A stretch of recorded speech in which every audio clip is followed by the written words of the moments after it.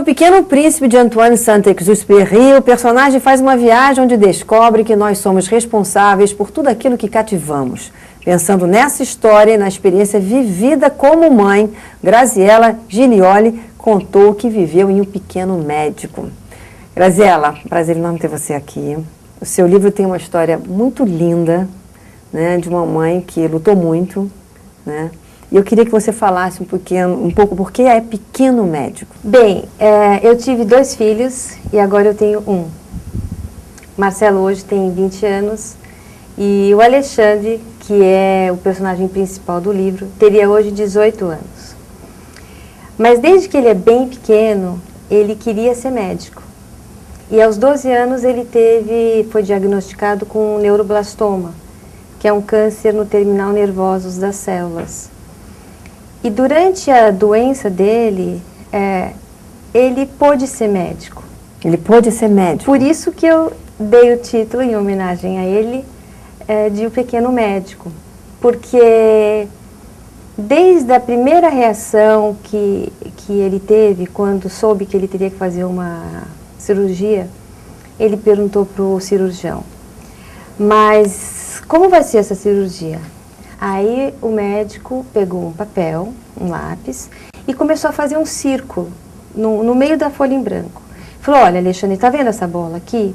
Essa bola é uma laranja, é exatamente o que você tem dentro da sua barriga. Ele olhou e falou: não, impossível. Eu não tenho uma laranja inteira na minha barriga. Você está querendo dizer tumor. Então, quer dizer, a primeira reação dele em relação à gravidade da doença foi muito espontânea. E desde o início ele começou a ajudar os médicos a se sentirem mais tranquilos em falar da doença com ele. Um menino de 12 anos. Então, não é incrível? É incrível. Então eu achei assim, essa maneira de ele enfrentar a doença, essa maneira desprotegida no bom sentido, essa maneira verdadeira, franca, é uma maneira rara. Pelo menos eu não conheço ninguém que tenha vivido dessa forma. Então, por isso, eu resolvi contar a história do Alexandre. Desde o primeiro dia que a gente soube que ele tinha alguma coisa que não ia bem, e que foi de uma maneira assim, numa situação inusitada. Meus filhos tinham uma equipe de kart, tanto que o primeiro capítulo chama Pilotos de Kart. E terminada a corrida, no cartódromo lá da Granja, ele virou para mim e falou assim: ai mãe, eu tô com uma dor nas costas.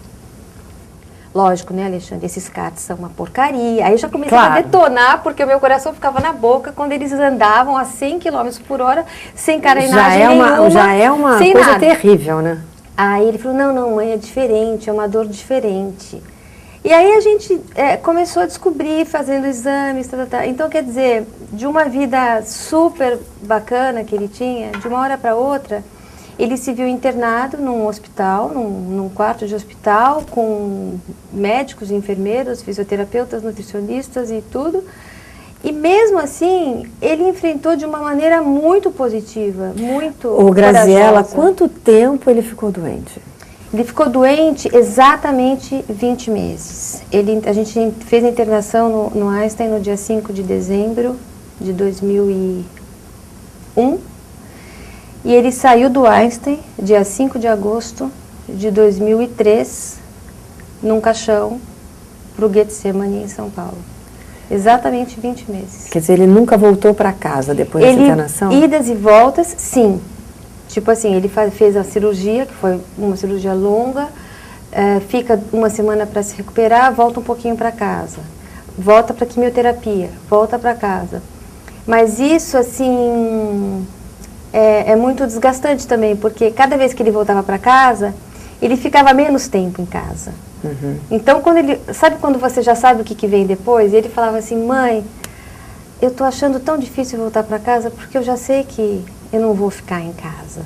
Ele já tinha essa sensação? Não, ele se sentia cada vez pior fisicamente. Certo. Porque o tratamento de quimioterapia, apesar de ser o mais moderno que hoje tem, ele é um tratamento que destrói o seu físico, né? É verdade, são muito agressivos, muito agressivos, né? E você sente uma série de coisas que você não sentiria se você tivesse só o tumor, né? Então ele viveu assim tudo com muita perspicácia, com muita inteligência, sabe, uma pessoa antenada? Então ele sabia tudo, estudava, imagina. Ele saiu do coma no finalzinho da vida dele e viveu mais 2 meses muito mal. E ele voltou do coma, por consequência dos efeitos do remédio, surdo. E os médicos falavam, Alexandre, não se preocupa, quer dizer, tudo por escrito, né? Não se preocupa porque a gente vai achar um aparelho ótimo para você colocar no seu ouvido e você vai ouvir super bem. E ele fez vários testes, audiometria e tal, colocou os aparelhos, mas nunca ouvia bem. Aliás, ele nunca ouvia nada. E ele começou a ficar mal com aquela história. Ele falou, mãe, vamos descer para a internet, vamos descer para a sala de internet, imagina. Aí tudo bem, aí a enfermeira pôs ele na cadeira de roda, tal. Ele já pesava menos de 30 quilos, Nossa. Ele era mais alto que eu. Descemos para a sala de internet do hospital. Ele digitou lá não sei o quê, e veio lá o desenho de um ouvido todo por dentro, né? Sim. E aí ele falou assim, mãe, você está vindo aqui? Eu nunca vou ouvir. Os médicos estão enganando a gente. Chama o meu médico.